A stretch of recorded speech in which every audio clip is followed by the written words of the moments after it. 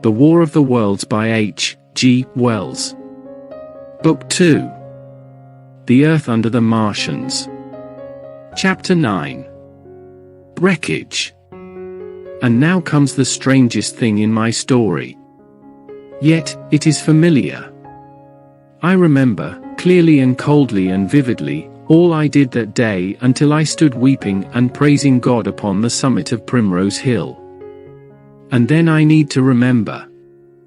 For the next 3 days, I know nothing. I have learned since that, so far from being the first discoverer of the Martian overthrow, several such wanderers as myself had already discovered this on the previous night. One man, the first, had gone to St. Martin's-le-Grand, and, while I sheltered in the cabman's hut, had contrived to telegraph to Paris.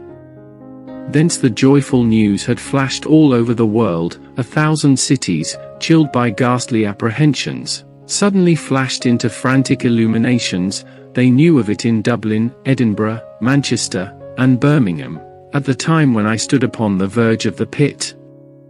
Already men, weeping with joy, as I have heard, shouting and staying their work to shake hands and shout, were making up trains, even as near as Crewe, to descend upon London. The church bells that had ceased a fortnight since suddenly caught the news until all of England was bell-ringing. Men on cycles, lean-faced, unkempt, scorched along every country lane shouting unhoped deliverance, crying to gaunt, staring figures of despair. And for the food. Across the Channel, the Irish Sea, and the Atlantic, corn, bread, and meat were tearing to our relief. All the shipping in the world seemed to be going Londonward in those days. But of all this, I have no memory. I drifted, a demented man. I found myself in a house of kindly people who had seen me wandering, weeping, and raving through the streets of St. John's Wood on the 3rd day. They have told me since that I was singing some insane doggerel about the last man left alive. Hurrah! The last man left alive.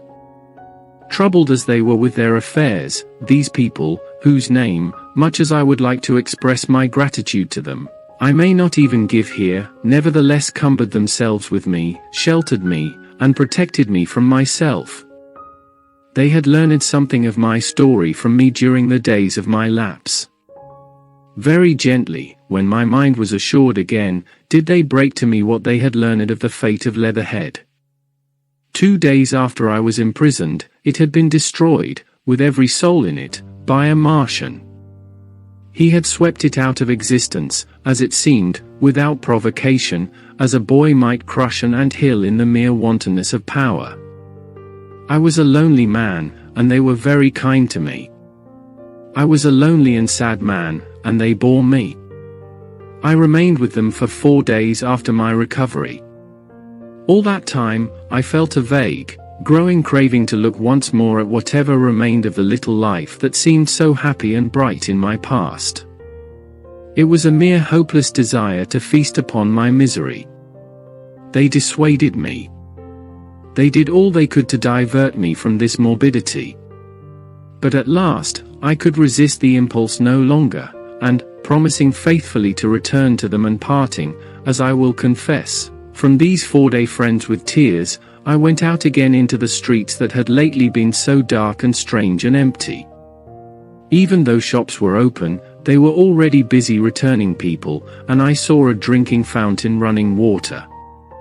I remember how mockingly bright the day seemed as I went back on my melancholy pilgrimage to the little house at Woking, how busy the streets were, and vivid the satisfying life about me.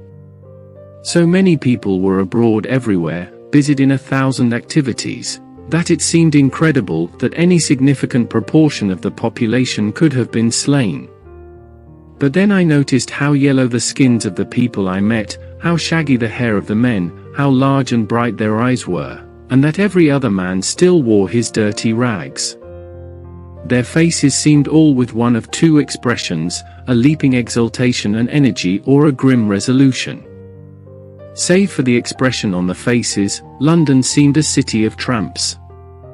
the vestries were indiscriminately distributing bread sent to us by the French government. The ribs of the few horses showed dismally.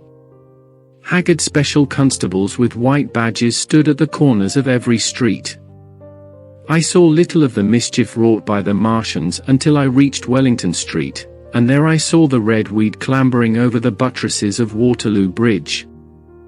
At the corner of the bridge, too, I saw one of the common contrasts of that grotesque time, a sheet of paper flaunting against a thicket of the red weed, transfixed by a stick that kept it in place. The Daily Mail was the placard of the first newspaper to resume publication. I bought a copy for a blackened shilling I found in my pocket. Most of it was blank, but the solitary compositor who did the thing had amused himself by making a grotesque scheme of advertisement stereo on the back page. The matter he printed was emotional. The news organization had not yet found its way back. I learned nothing fresh except that already in 1 week, the examination of the Martian mechanisms had yielded astonishing results. The article assured me I did not believe the secret of flying was discovered then. At Waterloo, I found the free trains taking people to their homes. The first rush was already over. Few people were on the train, and I was in no mood for casual conversation. I got a compartment and sat with folded arms, looking greyly at the sunlit devastation that flowed past the windows. And just outside the terminus, the train jolted over temporary rails, and on either side of the railway, the houses were blackened ruins.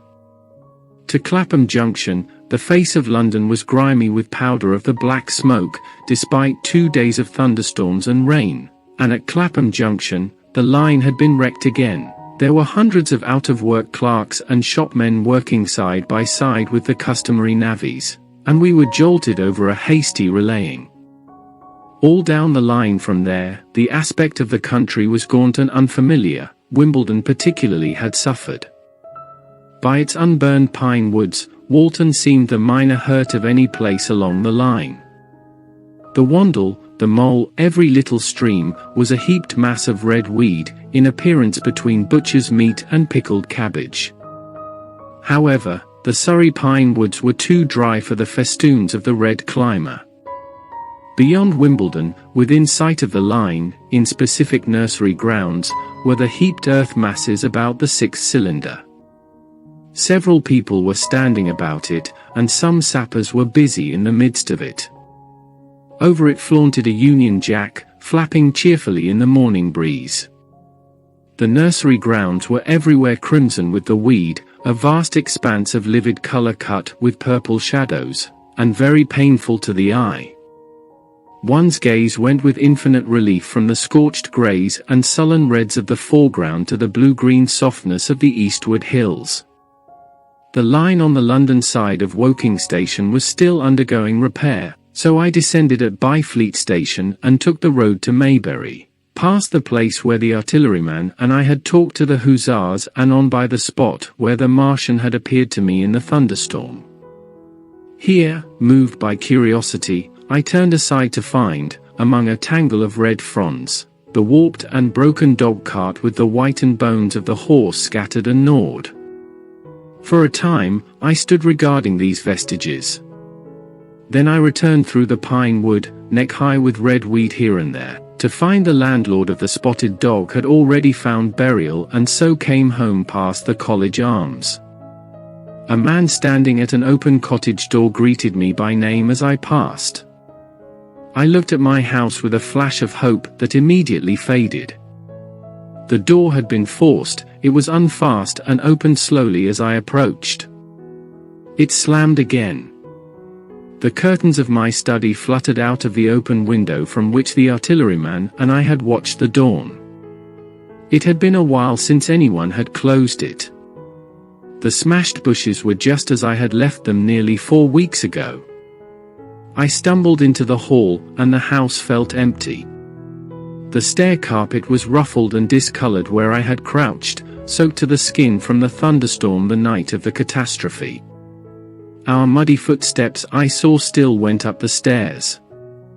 I followed them to my study and found lying on my writing table still, with the selenite paper weight upon it, the sheet of work I had left on the afternoon of the cylinder opening. For space, I stood reading over my abandoned arguments. It was a paper on the probable development of moral ideas resulting from the civilizing process. The last sentence was the opening of a prophecy. In about 200 years, I had written, we may expect. The sentence ended abruptly. I remembered my inability to fix my mind that morning, scarcely a month gone by, and how I had broken off to get my daily chronicle from the newsboy. I remembered how I went down to the garden gate as he came along and listened to his odd story of men from Mars. I came down and went into the dining room. There were the mutton and the bread, both far gone now in decay, and a beer bottle overturned, just as the artilleryman and I had left them. My home was desolate. I perceived the folly of the faint hope I had cherished so long. And then a strange thing occurred. "It is no use," said a voice. "The house is deserted. No one has been here these 10 days. Do not stay here to torment yourself. No one escaped but you." I was startled. Had I spoken my thought aloud? I turned, and the French window was open behind me. I made a step toward it and stood looking out. And there, amazed and afraid, even as I stood shocked and scared, were my cousin and my wife, white and tearless. She gave a faint cry. "I came," she said. "I knew." She put her hand to her throat, swayed. I made a step forward and caught her in my arms. That is the end of chapter 9. Thanks for watching, and I'll see you at the next one.